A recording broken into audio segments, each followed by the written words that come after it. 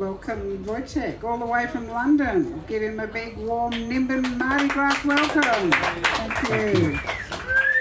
I didn't come from London today, but I came from London about 5 years ago. So I've lived in Australia for about 5 years. I became a pharmacist in 2006. I graduated from a place called UCL, and then in about 2015 I became a prescriber. I worked in the mental health sector. I worked in a private hospital, and I worked with patients who had a lot of substance misuse issues.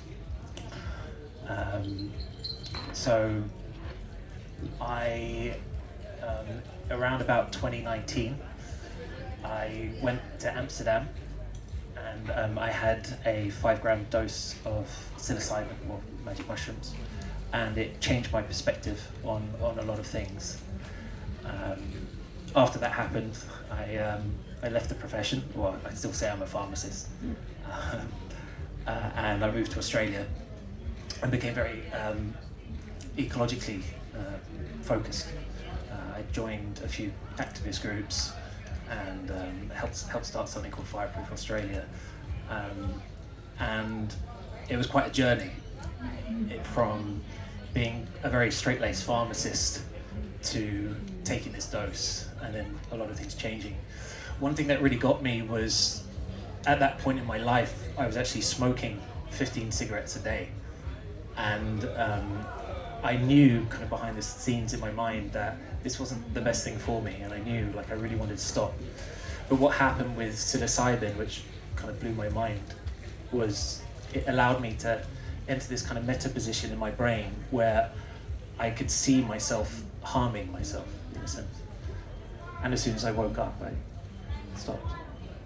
And that came after 15 years of working in a community pharmacy, giving out drugs like Champix, which is varenicline, and something called bupropion, which I was actually talking to someone last night who gave up cigarettes and took bupropion, and they had a very common, a relatively common side effect, which is suicidal ideation with it. And my question really to myself at that point in my life was, if I've been giving out these medicines for such a long time, and I would see lots of methadone patients, I see people on antidepressants, lots of different medicines. I really got into healthcare and to try and help people, to try and cure instead of maintain. And what I found was, I think I had a really good view as a pharmacist, because instead of being a doctor, which gave a prescription they'd walk off, I'd actually see these people come back.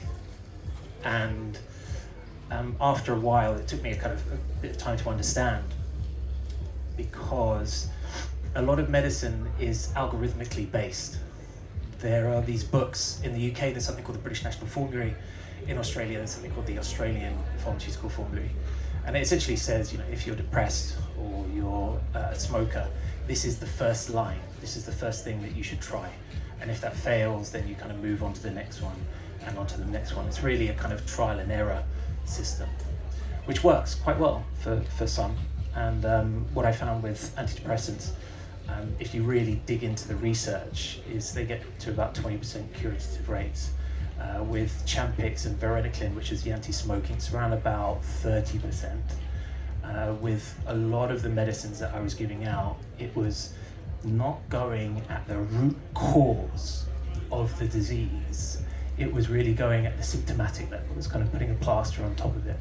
And I just felt I couldn't carry on. I felt like there might be something different. And my experience in Amsterdam, when I took this dose and just immediately stopping smoking, just made me think maybe I should be doing something different. And came over to Australia and did this kind of activist stuff, and ended up in 2023 the reclassification of psilocybin and MDMA into being licensed medicines. And when that happened, I was just over the moon. I was like, this is going to change the world, because the barrier to entry, you've got the authority bias of the doctor, people who've got depression and these different issues. can go up and they can actually get cured in a sense. You know? And I was working within an organisation called Medicine Australia, which I led in Sydney, their main cohort, for a couple of years. And then after a while, I started to realise, unfortunately, it didn't reduce all the barriers. It reduced a barrier, but it put up another one, which was the price of this revolutionary medicine in my mind was around about $25,000 to get access to it. And in a sense, for me, it's really helped in that it's a reclassification and it's a medicine, and I can sit here with you guys and I can say this is in certain conditions, and this is irrefutable at the moment. There's nothing that can compare for certain conditions. So treatment-resistant depression, anxiety, alcoholism, cigarettes, things that have this kind of ruminating aspect to them, where, and I'll talk about it a bit more in length in how the mind works. Your conscious mind is constantly battling, in a sense, with the subconscious. You're having these thoughts which are, after lots of repetition, get pushed into the subconscious, and they're kind of moving back and forth. And where psychedelics work is in this kind of like middle ground. And I know you guys hear it kind of to talk about fundamentals of psychedelics, but I just wanted to kind of begin with that kind of brief story about these medicines which are around, and they're very expensive at the moment. And what I do for a living, I don't really get paid for it, but I help advise people, I help talk to people and try to remove a lot of commercial bias in medicine, in that people go to their doctors, they get antidepressants, they go on this ladder of trying different things. And one brief story was we hold this thing in Sydney called the Psychedelic Supper. And I get people who want to talk about psychedelics, and I cook them a meal, and we do it every 2 months. It's part of something that I run called a Transparent Company. And we sit down and we have these conversations.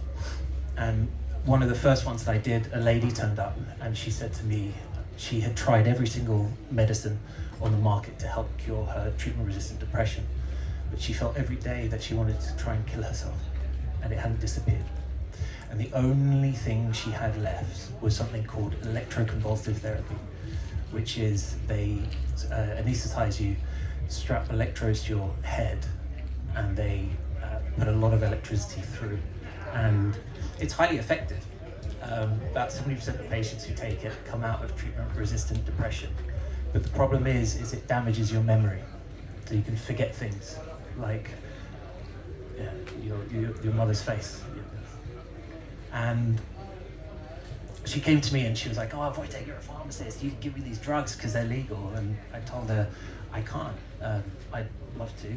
And they grow everywhere, and we're in the season now.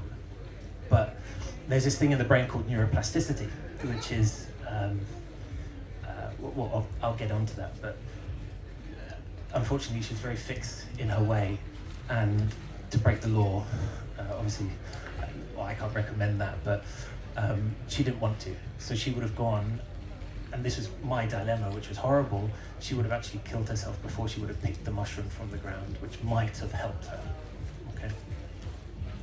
So anyway, that was maybe about 4 or 5 years ago when we started doing the dinners. And she turned up recently to another dinner, and she was rosy-cheeked, sparkling eyes. And she ended up going to something called the Black Dog Institute in Sydney, which provides, in some cases, free care for ketamine.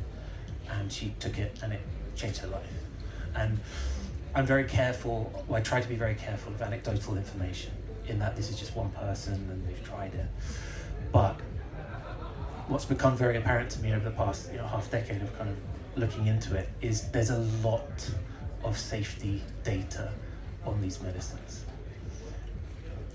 A very famous scientist, a guy called Professor David Taylor Nutt, you may have heard, in 2011 wrote this document essentially looking at relative harm and comparing things like alcohol, cigarettes, opioids, methamphetamines, all these drugs in our collective culture, and how they affect us.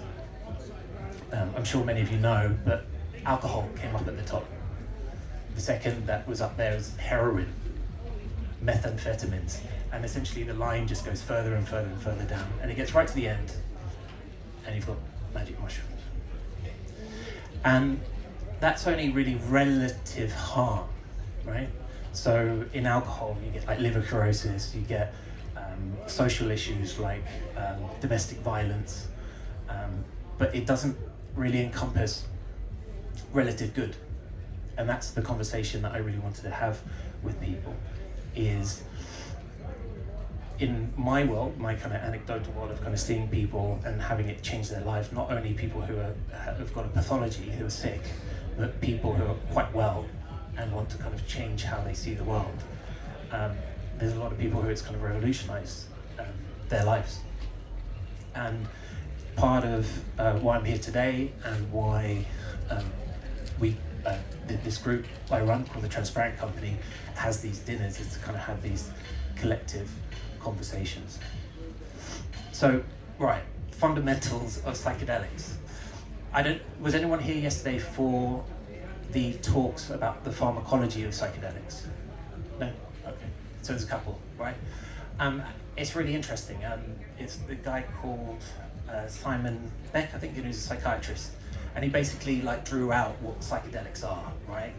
And what I found really interesting with that is it was really, really well done, but it was just one frame, right? One way to look at psychedelics. And how I could kind of explain that is, imagine you have like a cylinder. If you look at a cylinder a certain way, it's a circle, right? But if you look at it to its side, it's a rectangle. It's still the same thing, but you're just looking at it from different angles. And what I've been trying to do with this lecture series is try and give as many angles as possible. So not just the biochemical, neurochemical, because what does that really mean, to be honest? You know, you can say 5-HT2A receptors and it cascades in this, you know, these dots that kind of come up on a thing. And really, where that all ends up, and I know, is in something called medicinal chemistry, which is they're trying to hack the molecule itself to get a product, right? And that's where it kind of ends up. But what I want to do is kind of flip it around, that cylinder a little bit. And one side of the cylinder, I think, that's really important, is what happened in 1971. Does anyone know about 1971? Right, so in the US, there was a guy, what's he called? I think Nixon, who's the Nixon, yeah, Richard Nixon, yeah, 1971. I'm probably going to butcher this story, but essentially they had a issue with a sub class of people in the US who they wanted to conscript into the US Army, right? At the same time, I thought it might be interesting that there's something called MK Ultra. A lot of people hear that. I used to hear it as like, oh, this is a conspiracy, run away from it, but it's documented fact. And there's a website called Sci-Hub, which is really good. And what Sci-Hub is it's a lot of documents. It's a compendium of lots of scientific information, and it's freely accessible. So a lot of scientific literature is actually in these different silos. So when you go online and you type into Google, is there a scientific paper on this? It'll only give you a snippet. It'll only give you a kind of frame of what is actually out there. And usually what happens is you can go to a university and they've got, you know, Athens login, they can access all these other things. But what's great with Sci-Hub, and there's another one called Anna's Archive, is you can go and you can have a look at all papers. And I'm not really supposed to say that because there's copyright involved, right? But there's lots of uncopyrighted stuff. And what's cool with the uncopyrighted stuff is there's been information about the use of psychedelics and their efficacy since the 60s, since the 70s, okay? And it's just really weird now when you talk to people in universities and who are doing research, there's never really a definitive statement at the end of their research.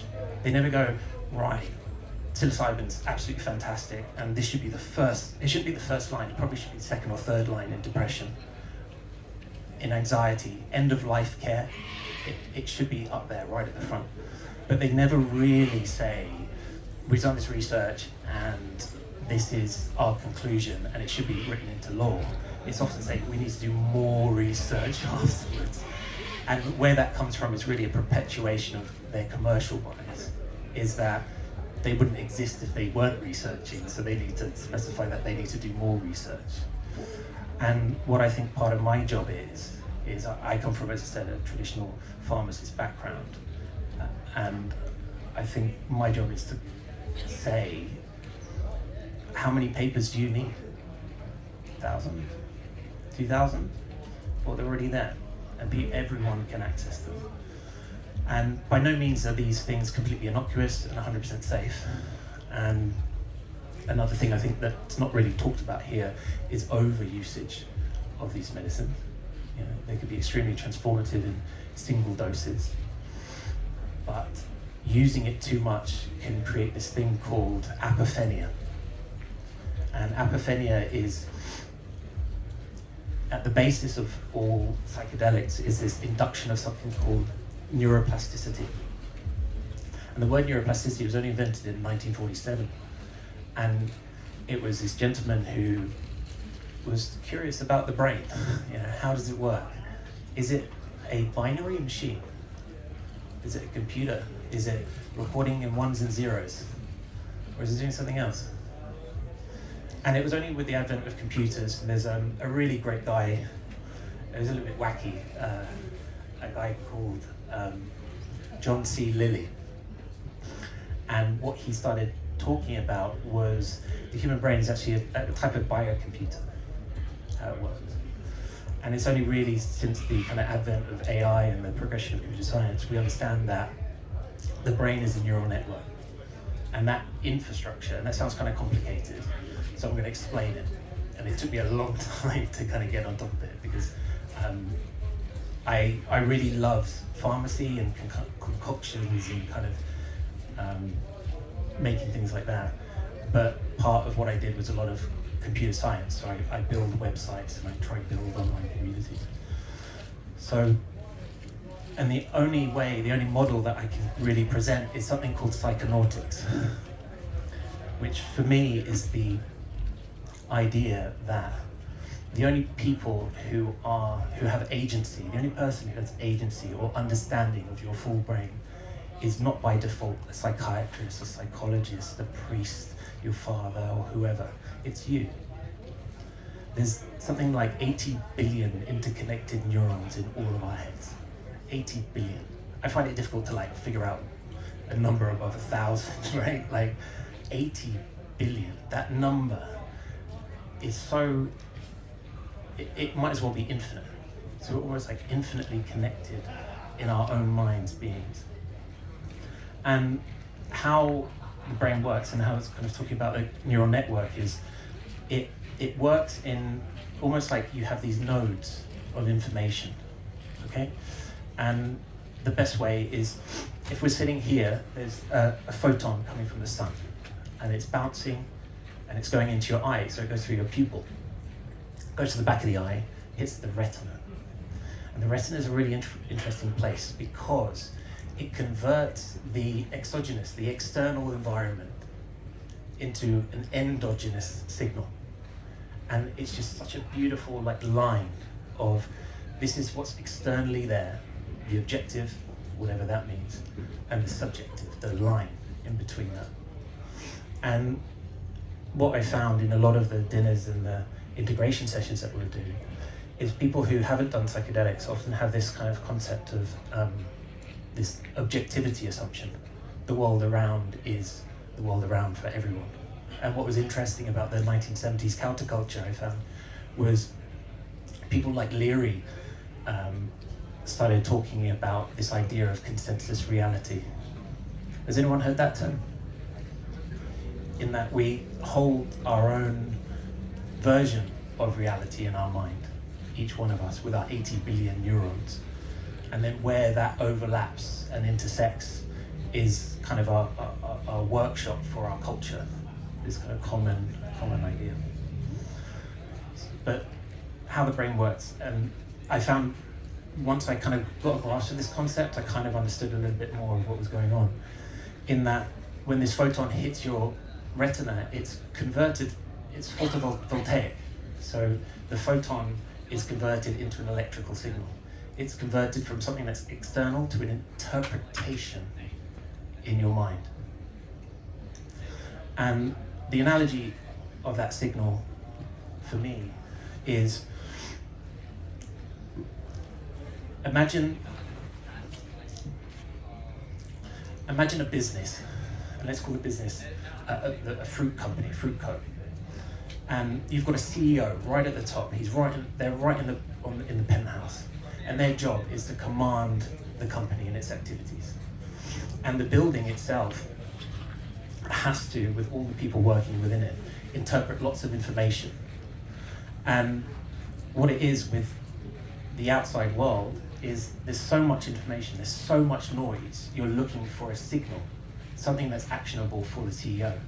But you need the people in the building to relay the information upwards. And that's the nodes in the neural network, these different people relaying upwards. And essentially what it's doing is cleaning the noise of the world around us into a stream which your CEO, your kind of consciousness, can interpret and understand. It's an oversimplification, but what that did for me, it just kind of helped that there are these lower end processes in our subconscious which are working before it even hits the conscious mind. And the reason why it was quite powerful for me is I have a condition called aphantasia, which is, I've heard that many people can actually visualize objects within their peripheral vision. I can't do that. I only figured that out maybe about 5 years ago, and that was when I did my macrodose of psilocybin. I can't pull something into my vision that's there. And that really, I think for a lot of people who take psychedelics, is quite distracting.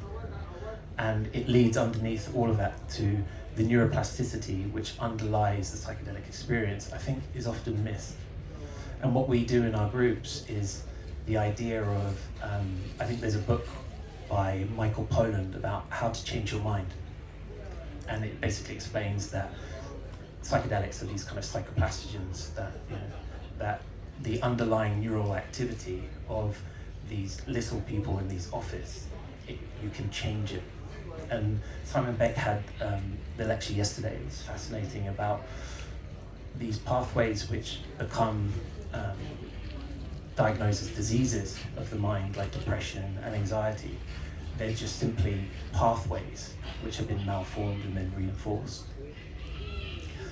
And what we do with our dinners in the Transparent Company is trying to figure out how and what is the best way whereby we can rewire ourselves. So if Michael Pollan talks about how to change your mind, what we try to do is, what do you want to change your mind to?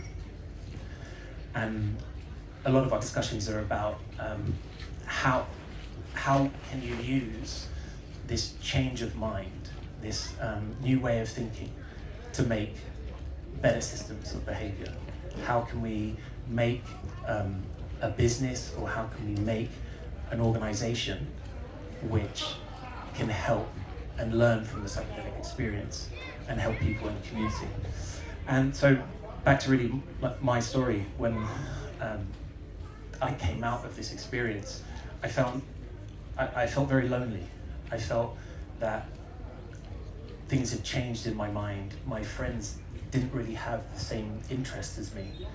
So part of what we've been doing in Sydney is trying to give people a home, trying to give people a place where they can meet other people who have had the same experiences and share and try and learn from one another. And what's come of that, which is we've been running these for about 3 years, is we've started something called a cooperative. So my background as a pharmacist has come back in, and we've been looking at the cannabis prescription market as a group.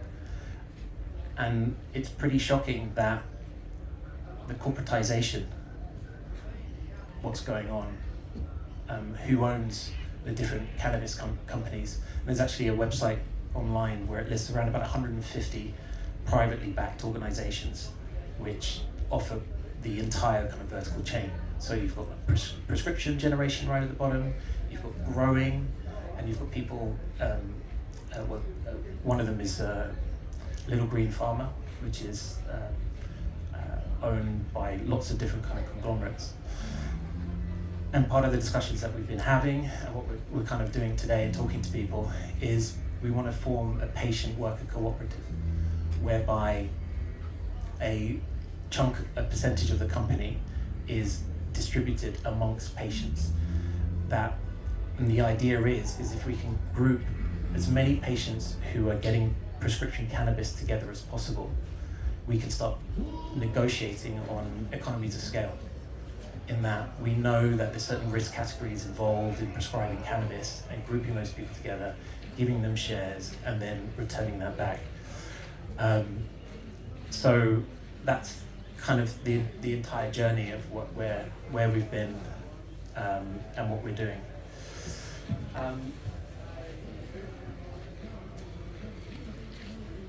I just want to go back quickly to this concept of neuroplasticity and how the mind's formed and that kind of neural pathway, those neural pathways. There's it's been around for a while, this idea of critical periods. Has anyone heard of that idea? That when we're a child, there's a window which opens of neuroplasticity. And because what happens in our conversations, a lot of people are like, if I take too many psychedelics, what will happen? Will I lose the ability to speak or to write because of that neuroplasticity that occurs? Because I'm opening up this kind of edit period, will I lose certain aspects? And what we talk about a lot is this idea of apophenia, is that you can actually lose parts of what is you, that you like, your discipline, and you can pick up behaviors which are kind of maladapted. And the answer to that was no. There's a lady who came up not too long ago called Gul Dolan, who's a neuropsychopharmacologist, and she looked at these kind of ideas of critical periods of neuroplasticity. So psychedelics, they kind of open up this door where you can relearn things and you can edit your neural architecture, but you can also, the neuroplasticity is inbuilt into the system. So when you're quite young, your optical neuroplasticity opens up and you start to understand different kind of objects in your environment. So you can kind of look at the lower end of the fruit company right at the bottom, whereby the beginning of the information. So for instance, in the optical system, the lower parts of the building, which then relay higher up into kind of the CEO, they're very involved in very simple information. So it would be like straight lines. And then the one above, which it relays to, is there's another straight line. And then the one above, it will relay to, there's two horizontal lines. And that whole pathway says to the CEO, it's a square at the end. It's kind of like drawing a picture into parts. And that, for me, kind of explained this idea of aphantasia, which was, I can't see these visual representations, but other people can. And the reason why they do is this neural architecture, instead of being hierarchically led, it becomes flat. So these very simple neural nodes right at the bottom are kind of exposed to your consciousness, and you can see lines, you can see the patterns, you can see the shapes, the fractals that occur, because you're accessing the lower end neural nodes in the system. Gul Dolan was really important for me because, for one thing, which was very interesting, she gave MDMA to octopi, And the reason why she gave that was a lot of what MDMA does is kind of empathy orientated. And her theory was this is just a mammalian thing. So it'll only occur with monkeys, you know, with us. And what was really great about giving MDMA to octopi was she found that those neurotransmitters are actually present in them as well. So that's how she kind of burst on the scene. But her papers that she's been publishing are just so incredible in that understanding these kind of critical periods of, these early critical periods of making these optical programs, if you will, of combining these squares, these very elementary shapes in the beginning of that pathway into your brain, and then constructing these kind of higher order things after that. And what happens is, and there are some studies up on Sci-Hub where, you know, if you bring a child up in darkness, then that critical period is missed, and they won't be able to learn that in the future. And that brought to me the idea that, and it kind of related back to this idea of epigenetics, is that as we go through time, as we age, there's different genes being switched on at different periods of time. And you know, Wojtek, when he was like 6 years old or whatever, in comparison to what I am now, these critical periods within my mind are switching on, and new ones are being figured out all the time. They figured one for linguistics, they figured one for muscular movement. And the average age of a human, I looked this up, it's around about 37 years of age. So over they say humans have been around for 300 million years. And I'd argue that's a bit of an arbitrary line. I think life has been around for a lot longer, and we're DNA at the beginning of it. And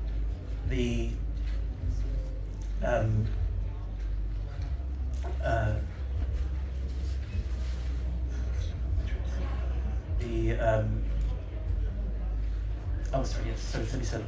So neuroplasticity. So we've been born to have these critical periods of making linguistics and optical, and then when we get into our adolescence, we can make these higher order ideas compounded on top of these kind of more simple shapes and linguistic ideas.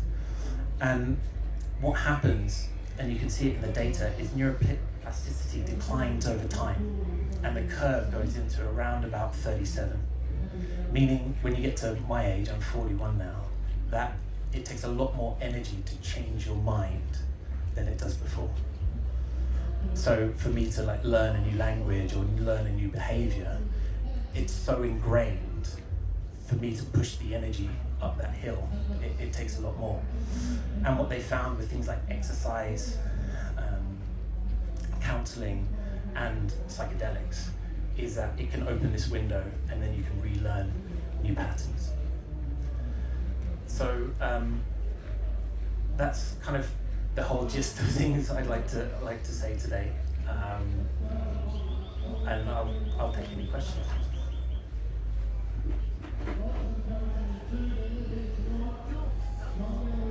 Your evenings that you have where you get together to talk about these things, do you allow any remote people to join to hear? Yes, we do. Yeah. So we run this thing called the Psychedelic Supper. We have it in different locations around Sydney. We're actually doing one in Geelong in not too long, and we also do this thing called integration sessions. So with taking a psychedelic, it kind of opens up this window, and new concepts, new ideas start forming. And the idea of integration sessions is you form it together with these ideas and have conversations, and we do those online a lot. Yeah. And it's on the Transparent Company, transparent.company. Yes, it's a fascinating topic, the neuroplasticity, but I wanted just to sort of check, is it best to, if you want to, say, give up smoking or some other, kick your depression, don't just take a psychedelic, but do it in a therapeutic environment with a counsellor? Definitely. So what I'm trying to get through here is that modern medicine is the algorithmic way is go to your doctor first, go down the pathways. But as I said, what I found in pharmacy is people would be maintained. They'd keep coming back. They wouldn't have this kind of curative aspect. And what I wish I could have told that lady who felt like she was committing suicide every day was give her some hope, is that there are other options. And it was so disappointing, well, it was great in 2023 when it came out that MDMA and psilocybin were prescribable, but to this lady it was heart-crushing. She spent all of her money already on psychiatrists and treatment, and she had nowhere to turn. And I think many people here understand that there's some leniency within the law, but there's a lot more people out there who are a lot more kind of, they wouldn't break the law. So, yes, going through getting a professional, especially with psychedelic therapy, it's been shown to help a lot more. Because if you think about making new pathways and kind of rebuilding yourself, it's having someone who kind of knows you and understands where you might be going wrong and kind of gently guiding you is very, very important. One thing I also didn't touch on was the idea that these medicines are legal in different parts of the world. And places like Jamaica, psilocybin is available, and there's lots of psychedelic assisted therapy out there. And the cost, we've done an analysis of different places, is around about $2,000-$3,000. And in comparison to what it is here, it's a lot cheaper. But obviously, when you talk to healthcare professionals and you talk to professors and academics, they can't say this. They can't make any direction. However, I feel quite strongly, especially for this woman who managed to get it for free. And there also in this country, there's a company, as I said, Nimbin Australia, who have a fund which people can apply to, but unfortunately the numbers applying to it, there's only a finite amount of money within it. I just had a question on the aphantasia. Yeah, aphantasia. Yeah, did you say that the psychedelics can fix that or improve that or help that? I haven't seen an improvement. Maybe marginally. And what that makes me think is maybe, going back to the idea of pharmacology and neuroscience, is maybe I'm missing certain receptors in the mind. That first dose in Amsterdam, I expected pink elephants and yellow submarines and stuff, and none of that appeared. Yeah. But I think there's two sides to every coin, right? In that, with aphantasia, you don't get distracted. And I think a big thing, which I've seen with people, is when they take these things, they're just amazed by the different colours. Whereas if you don't have that, you can go inward. You can and that's the reason actually in clinical studies that they wear face masks, because you get distracted. People go to clubs and take MDMA and they have no therapeutic effect. And it's because they're not sitting down, set and setting, with hopefully a therapist, where they're guided inwards and then they can start editing. So on that, how accessible is it to be able to take psilocybin or something equivalent in Australia in a therapeutic position? Because my understanding is it's very difficult to access that. So a chap called Dr. Sam Douglas did a Freedom of Information request on how many people, since the 2023 change in the law, have had a psychedelic experience. And based upon, I guess, what I've been saying, I was hoping it would be like 10,000, like 20,000, 100,000. That 1 in 7 people, huge fact, 1 in 7 people in Australia are taking an antidepressant. Shit, yeah. And there's something that can help a lot. So I thought, there'd be like a lot of psychiatrists would jump on this, but unfortunately, Psychiatrists are quite conservative in how they operate, okay? And the number came out to be, since 2023, July, kind of in the middle, came out to be there's 15 psychiatrist prescribers and there's 84 prescriptions which have been written in this country. And what I find a little bit deplorable is the fact that those people who have taken it are quite well off. And if you look at the statistics of who suffers from these conditions, it's the people who are not well off, you know. And someone yesterday was talking about in Colorado and Oregon, which really kind of gives me hope, is they've taken it away from the medical monopoly on these things and they've delivered it back to the people.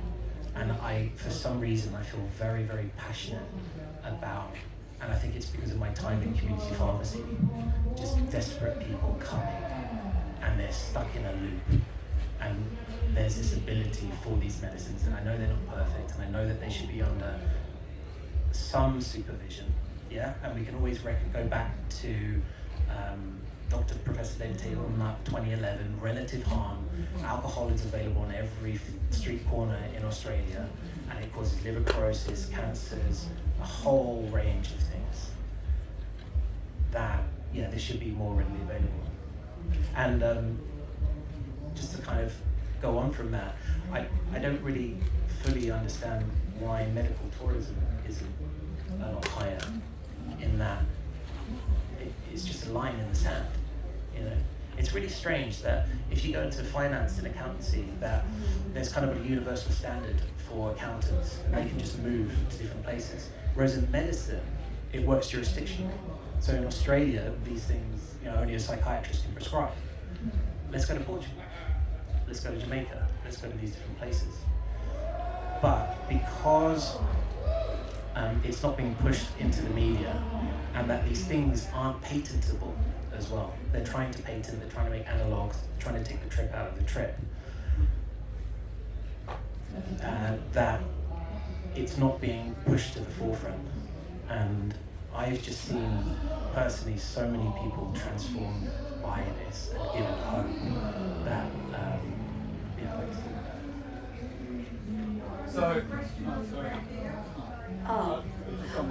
Just before I was wondering if you could speak up a bit louder. Sorry, yeah. That's okay. I was just going to say, have you got a card, like, do you do some, like, with people with generalised anxiety, obsessive compulsive disorder, or depression, like, have you got something in Sydney where people can do some little trials or something? So I'm very careful because from my experience of medicine, there's a lot of commercial bias involved. In sometimes what is offered to desperate people is not always the best thing for them. And I gave out thousands of prescriptions for something called Orlistat, which was for obesity, and the best thing for obesity is not Orlistat. So we try very hard in the Transparent Company to get rid of commercial bias. So no, I wouldn't be able, but you can come to one of our dinners. I'll be there. There'll be other people who have been through this experience within the psychiatric angle. So through Black Dog, we have psychiatrists coming down. We have a range of professionals, and we sit down and we talk it through like adults. So that's what I'd recommend. Oh, so after this I could get a card or something from you, yeah? Yeah, just if you type the Transparent Company into Google, Oh, okay. that's the first thing. And then we publish everything to a newsletter, which you can join, and we publish everything to, there's also kind of a signal group as well for people who want to talk to us. Did this get recorded to go on YouTube somewhere, just in case people didn't check? Oh, okay, yeah. And I can give you a card later on. I just wanted to highlight the fact that. I was just going to say that there was a place where they were trying to get $25,000, and I'm on disability. Like, I've been sick for 40-something years with generalised anxiety, OCD, and I thought $25,000, and it just doesn't seem like they really want to help people taking big amounts of money.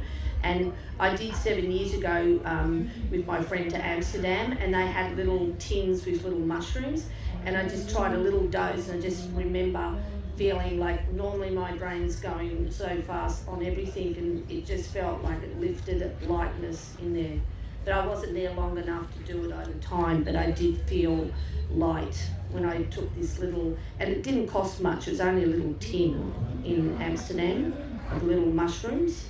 Yeah, I'm sorry the medicine people looking after you have failed you.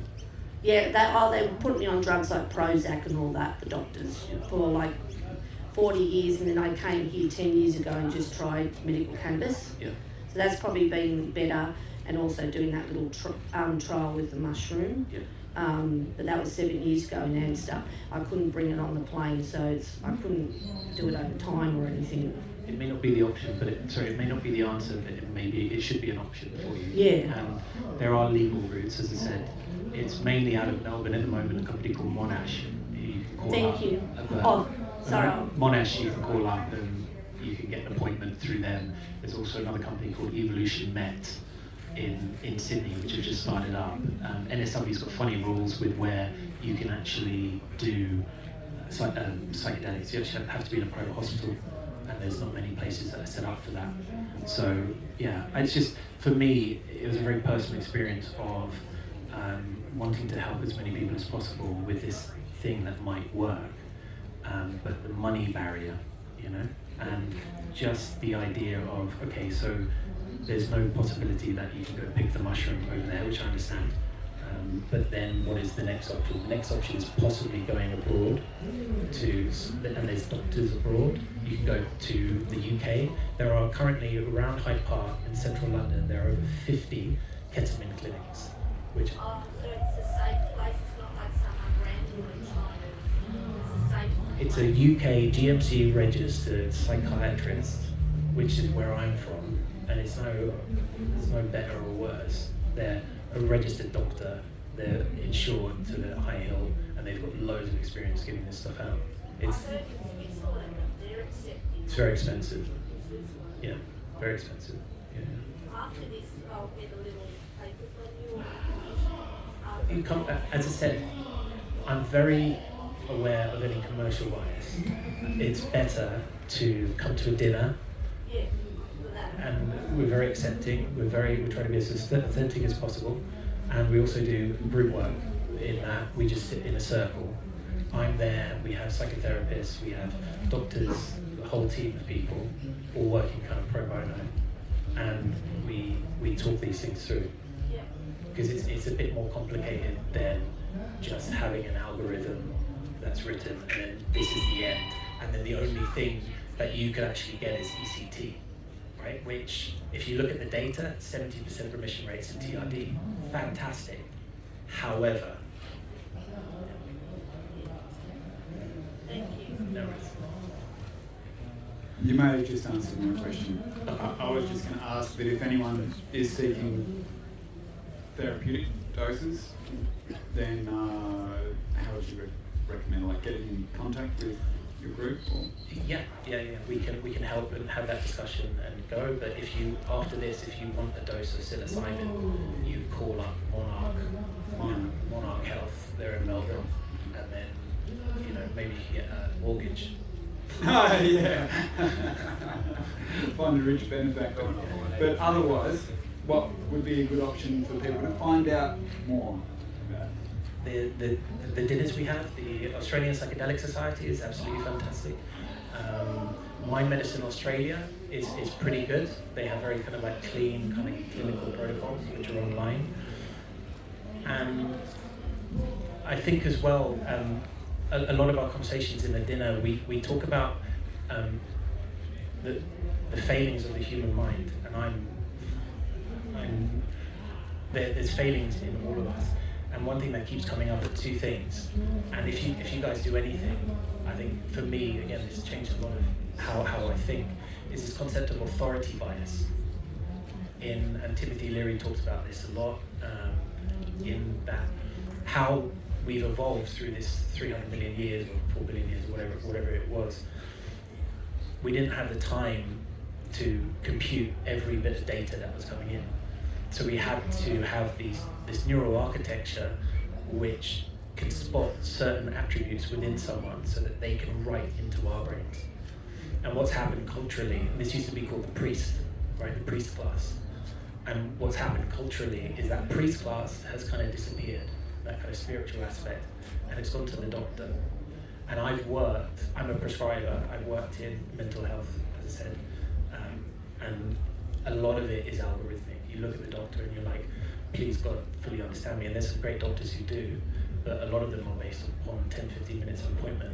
And for them to diagnose bipolarity, depression in that amount of time without fully understanding your exogenous and endogenous relationship with your environment, they can give you an incorrect diagnosis, which, because you've got authority bias, this is a man with white hair who's wearing a suit and a tie, it's all in our brains, it goes in. And then because of psychosomatism, right, which is when you start thinking of something over and over and over again from authoritative source, it can manifest within your mind as a symptom. You know. So, what was the question? I reckon you answered it. Okay, cool. I think it was, where can we go to, get more information? I think was part of it, yes. Yeah. Well, it's a fascinating topic, that whole neurophysiology thing and neuroplasticity. I'm interested to hear that you said that are we still laying down neurons till 37? No, we're doing it all through our life. Oh, we do it all through our life. life. It's the amount of energy that's required to start doing that. So essentially, there's an axiom which is like old dogs, new tricks. Oh, yes. Yeah, and I feel it every day. Like I'm slowing down. I can't pick up as much information as I did before. And what's fantastic with psychedelics is it opens the window. This idea of critical periods, which open this door, and then you can start relearning. And it's so important for that I've seen, especially in the elderly population as well, because loneliness creeps in, depression creeps in, and a lot of people get stuck in their ways and they hide they're isolated in where they live. And to kind of get out of that rut, to move on, throwing things like SSRIs, which do increase neuroplasticity a little bit, but not a huge amount. There's not a lot of hope for them, unfortunately. Duncan's got one more, and then actually just quickly checking, is Mel in the building? Excellent. We'll be with you in a sec. Yeah, one more thing. So on the level, on subject of dosing, so obviously you have like larger dose, you're going to have a stronger experience, and you hear a lot about microdosing. So with what you were just saying about increasing neuroplasticity, anecdotally, does it seem like microdosing helps? I will cut through the bullshit. There's, again, commercial bias, right? We always think, in this authority bias world, we always think academic knows best, doctor knows best, right? But with academic, there's who funds the studies?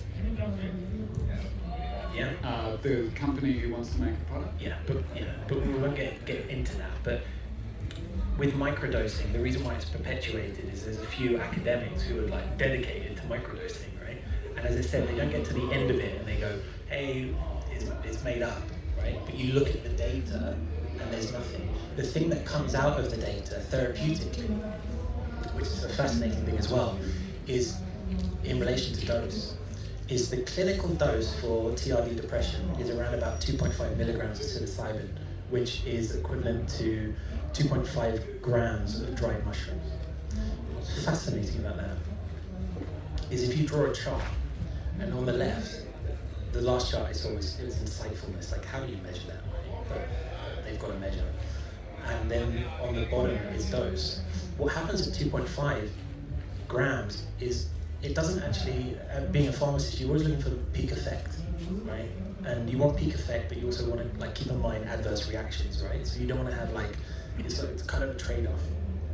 But if you look at a lot of the data, 2.5 is kind of an arbitrary point because it doesn't plateau, and the only real side effects that come up, right, and it's pretty horrific. Like when I've tripped, I thought, I was being dissolved into the universe, and I'm like, diarrhea, give me diarrhea, but because it's got the frame of a product, they need to make it sellable, because you can't sell something that's going to give you, on the thing you go, oh, you're going to feel like you're going to obliterate the universe, right? They wouldn't be able to sell that.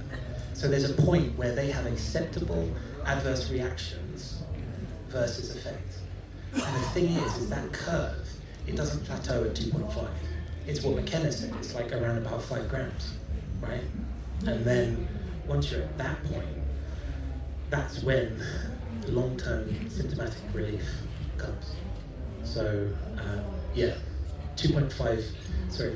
above 2.5 to 5 is highly therapeutic. Microdosing, it doesn't work, and I think it's actually a barrier, because if you perpetuate that myth, then people won't go and have a higher dose. They'll be stuck at the lower level. And as I said about psychosomatism, is if you believe it's a psychedelic. And the way that you tell, and this is really important in the data, is psychosomatism is only really strong for about 2 weeks. So what you'll find with people who do microdosing, they'll have this peak, it's working in 2 weeks, and then it'll just fade.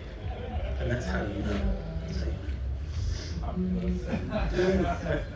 Well, thank you very much, Wojtek. That is very fascinating. I went to the talk all day. Yes, a big MardiGrass thank you to Wojtek. And our next speaker is Mel.